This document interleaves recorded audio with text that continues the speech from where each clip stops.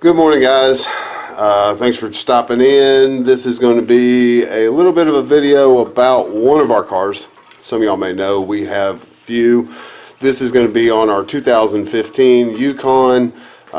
We went and had some recall work done to it. There's something wrong with the power steering pump or something of that nature. Anyway, we dropped the car off Tuesday. It is now Friday.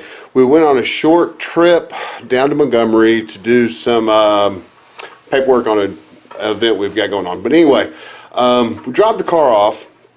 There was no problems with the car, and there was a recall that we had received. So I was thinking, okay, let's just go ahead and drop this off. This is my family car. This is our grocery go-getter. This is the thing that my wife drives the most. So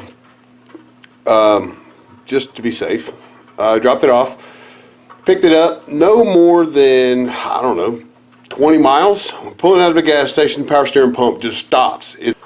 Anyway, so we're leaving the gas station. The car has no power steering.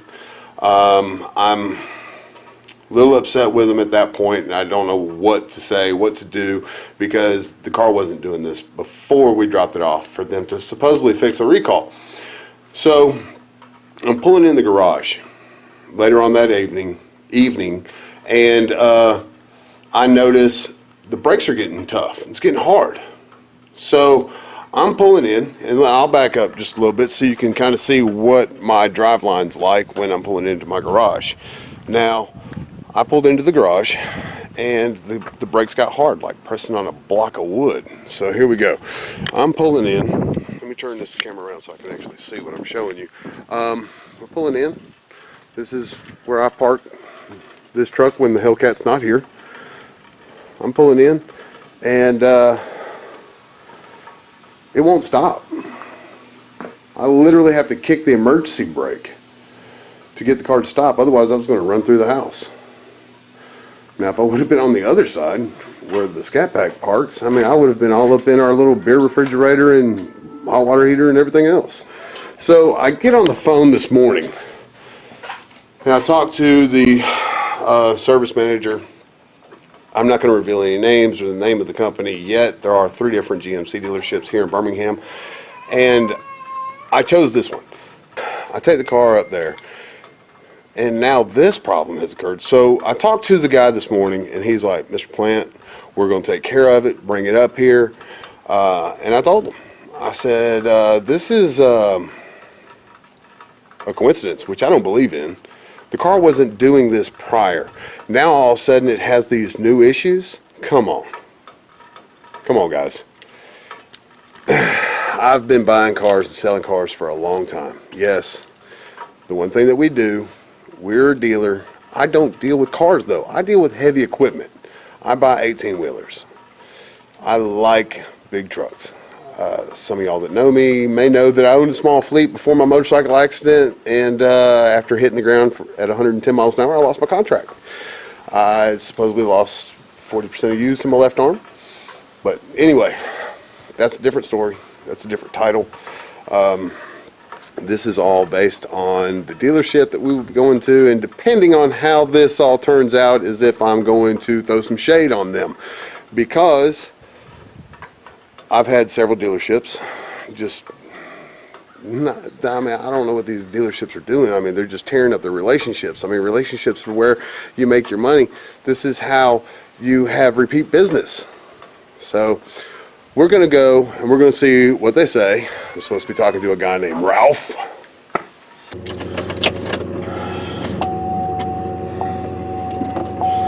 Safety first. Turn that down. Paperwork from when the car was inspected, and the whatever it is they said that they did. Garbage. Tuesday. Today is Friday. So within a few days, all this crap is going on. I did get my commercial driver's license when I was 22, 21. As soon as I could get it, I got it. I've always had a passion for cars, trucks, motorcycles, anything with wheels. Honestly, before I was able to do that, I was operating heavy equipment for a company called Ellard. So honestly, if it's got tracks, I enjoy driving it or running it. Operating it. Operating it would be the correct term for an operator.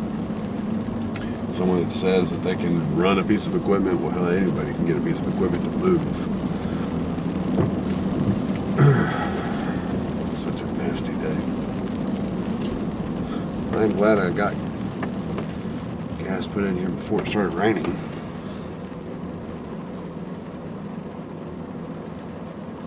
Hope she...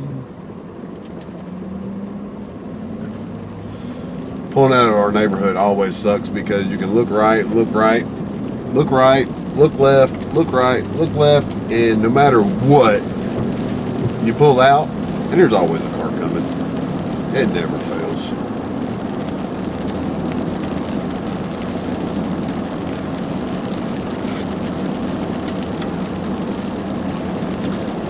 Rather a unicorn, but it seems like you can't find unicorns. A little bit of content for the event we're having in April.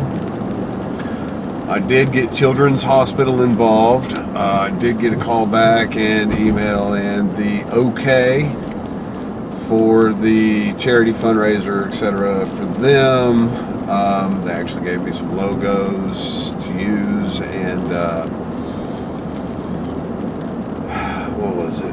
Anything that I put with their logo on it, they have to approve. So I've got some stuff in graphic at a graphic designer right now. A buddy of mine's handling all that. Oh, Greg, my buddy Greg, that's actually coming from Orlando. He and I were talking this morning, and he's got something that he's wanting to do at the event, which I think is great, which I didn't expect, but he's wanting to buy a car, some type of car. He's got something in mind. We didn't go into a great deal of detail on the car that he's looking for, but he's wanting to buy a car that's relevant for the event and raffle the car off, and all the proceeds go to the event, which I think is awesome, nor did I expect any of that.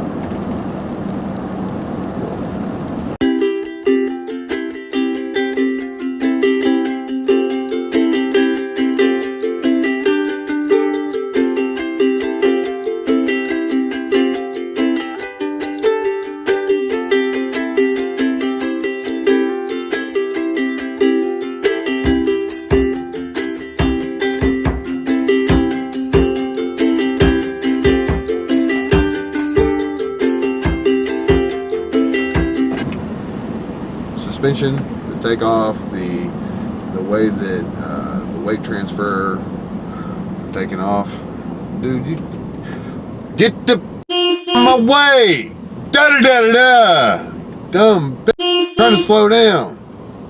Damn, y'all some stupid mother. You're gonna be in the right lane and go all the way to the left lane, through that lane into a turning lane. And playing stupid.